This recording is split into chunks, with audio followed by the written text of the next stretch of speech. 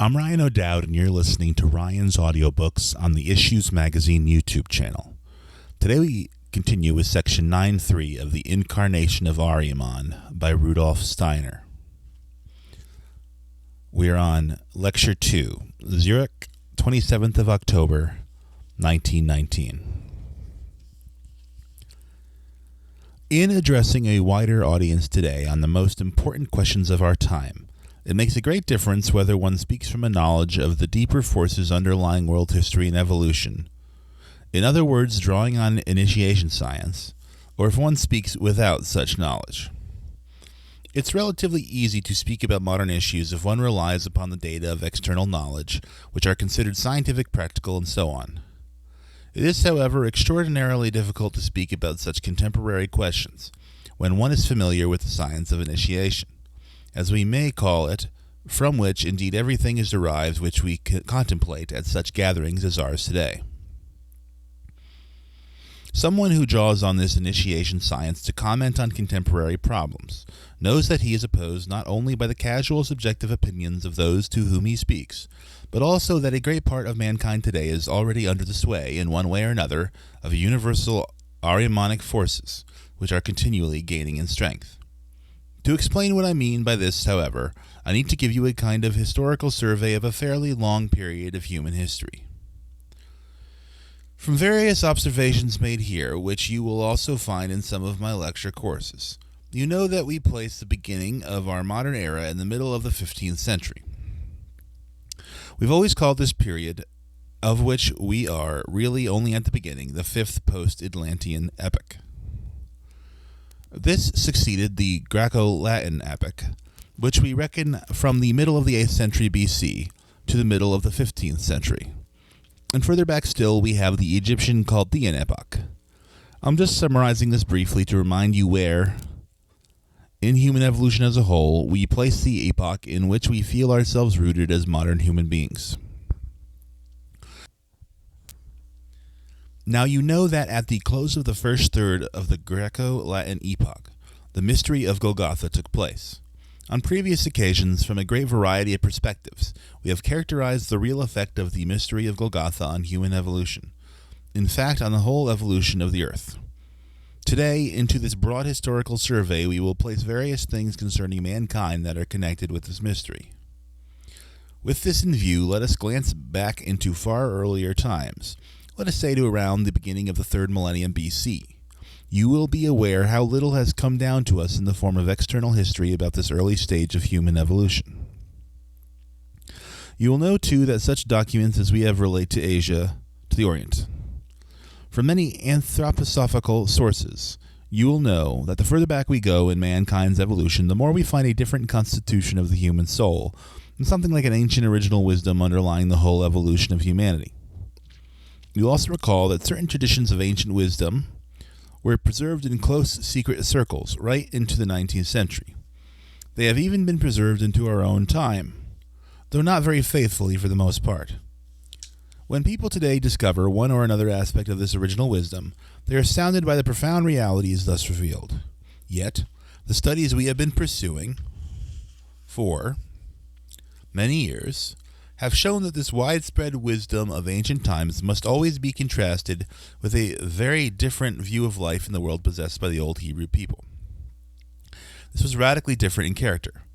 With a certain justice, one can describe the widespread primal wisdom as heathen or pagan, in contrast to the Hebrew-Jewish element. From external traditions in literature, you will be aware how the Christian element then arose out of the Jewish tradition. You can already gather from these external facts something that I beg you to bear in mind. It became essential for humanity's evolution to oppose the ancient heathen element and its wisdom, and the Jewish element out of which Christianity, at least partly, evolved. The primeval heathen or pagan wisdom in its totality was not destined to exert sole influence on the further evolution of mankind, and in consequence we must ask why the ancient pagan wisdom, which is in many respects so wonderful, had to acquire a new form, undergo a transformation through Judaism and Christianity. The question inevitably arises. For initiation wisdom, the answer can be based only on a very, very weighty fact arising from an event that took place in faraway Asia at the beginning of the 3rd millennium BC. Clairvoyant vision finds in looking back that a supersensible being incarnated into a human being there, just as the supersensible Christ being incarnated into the man of Jesus of Nazareth at the Golgotha event. The incarnation that took place at the beginning of the 3rd millennium BC is extraordinarily difficult to grasp, even with the science of seership of initiation. It gave humanity something of immense brilliance and had an incisive effect. What it gave to humanity, in fact, was the primeval wisdom we have mentioned. Viewed externally, one can say that this was a wisdom of penetrating deep into reality, cold, based purely on ideas, barely permeated by feeling. The actual inner nature of this wisdom can be judged only by going back to that incarnation which took place in Asia at the beginning of the 3rd pre-Christian millennium. In bringing clairvoyant vision to bear on this event, one finds that it was an actual human incarnation of Luciferic power.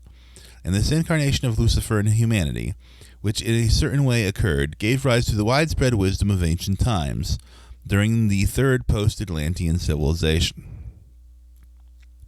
An after effect of this continued even into the Grecian times, derived from the widespread cultural impulse originating in the Asiatic Luciferic being. Luciferic wisdom was of the utmost benefit to mankind at that epoch of evolution.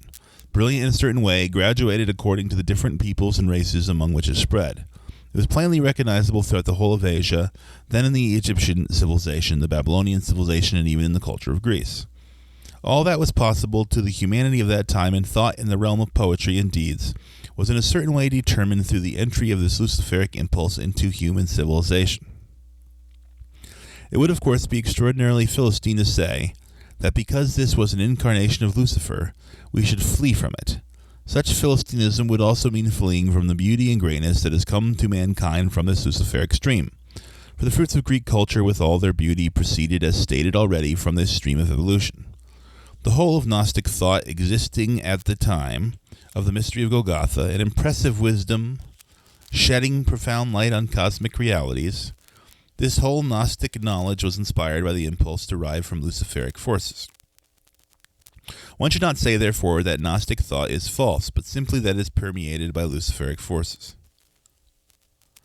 Then, considerably more than 2,000 years after Lucifer's incarnation, came the mystery of Golgotha.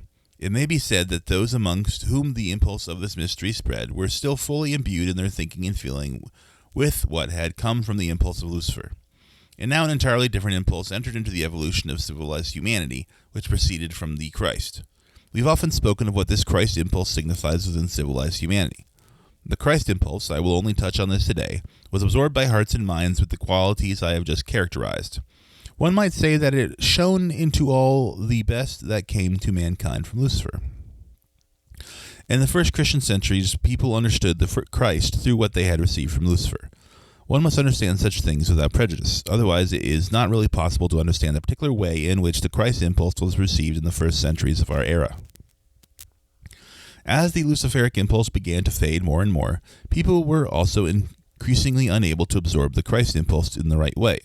Consider how much has become materialistic during the modern era. But if you ask what has become most materialistic, it is most of modern Christian theology. Most of modern Christian theology succumbs to the starkest materialism when it no longer sees the Christ in the man, Jesus of Nazareth. It sees only the human being, the simple man of Nazareth, whom one can understand simply by aspiring a little to some sort of higher understanding. The more than man, Jesus of Nazareth could be regarded as an ordinary human being, one belonging to the ranks of other noted human personalities, the better it pleased a certain materialistic trend of modern theology. Modern theology acknowledges very little of the supersensible element of the Golgotha event. The impulses entering humanity from a Luciferic source sank down gradually into the soul. On the one hand, however, another impulse, which we will call the Ahrimanic, is growing ever stronger in modern times. It will gain increasing strength and power in the near future and on into future ages. The Ahrimanic impulse proceeds from a supersensible being different from the Christ being or Lucifer. Not only supersensible, but also subsensible, one can say. But that is not the point here. The influence of this being becomes especially powerful in the 5th post-Atlantean epoch. If we look at the upheavals of recent years, we shall find that human beings have been plunged into such chaotic conditions mainly through the Ahrimanic powers. Just as Lucifer incarnated at the beginning of the 3rd pre-Christian millennium, and Christ incarnated at the time of the mystery of Golgotha, so there will be an incarnation of Ahriman in the West not long after our present times, in the 3rd post-Christian millennium, in fact. To gain a right conception of the historical evolution of mankind over approximately 6,000 years, one must grasp that at the one pole stands an incarnation of Lucifer, in the center the incarnation of Christ, and at the other pole the incarnation of Ahriman. Lucifer is the power that stirs up all fanatical, all falsely mystical forces in human beings. All the physiologically tends to bring the blood into disorder and so lift people above and outside themselves. Ahriman is the power that makes people dry, prosaic, Philistine, that ossifies them and anchors them in the superstition of materialism. And the true nature and being of man is essentially the effort to hold the balance between the powers of Lucifer and Ahriman. The Christ impulse helps contemporary humanity to establish this equilibrium. Thus, these two poles, the Luciferic and the Ahrimanic, are continuously present within us. Viewed historically, we find that the influence of Lucifer dominated certain pre-Christian currents of cultural development and continued into the first centuries of our era. On the other hand, the influence of Ahriman has been at work since the middle of the 15th century, and will increase in strength until an actual incarnation of Ahriman takes place among Western humanity. Now, it is characteristic of such things that they are prepared long in advance. Ahrimanic powers prepare the evolution of mankind in such a way that it can fall prey to Ahriman when he appears in human form within Western civilization, hardly then to be called civilization in our sense, as once Lucifer appeared in human form in China, as once Christ appeared in human form in Asia Minor. It's no use harboring illusions today about these things. Ahriman will appear in human form, and the only question is how he will find humanity prepared. Will his preparations have secured for him as followers the whole of mankind that today calls itself civilized, or will he find a humanity that can offer resistance? Harboring illusions about this does not help at all. People nowadays flee the truth, and one cannot give it to them that in an unvarnished form because they would pour scorn and ridicule upon it. Nor will they accept it in the form of the threefold social organism, not the majority at any rate. The fact that people reject these things is just one of the means which Ahrimanic powers can use and which will give Ahriman the greatest possible following when he appears in human form on Earth. This disregard of the weightiest truths is precisely what will build Ahriman the best bridge to the success of his incarnation, and nothing will help us adopt the right stance in regard to the part played by Ahriman in human evolution except an unprejudiced study of the forces through which Ahriman's influence works, as well as learning to know the forces through which we can arm ourselves against being tempted and led astray. For this reason, let us cast a brief glance today at various things which would support Ahriman and which Ahrimanic powers working from supersensible worlds through human minds will particularly employ in order to make his adherents as numerous as possible.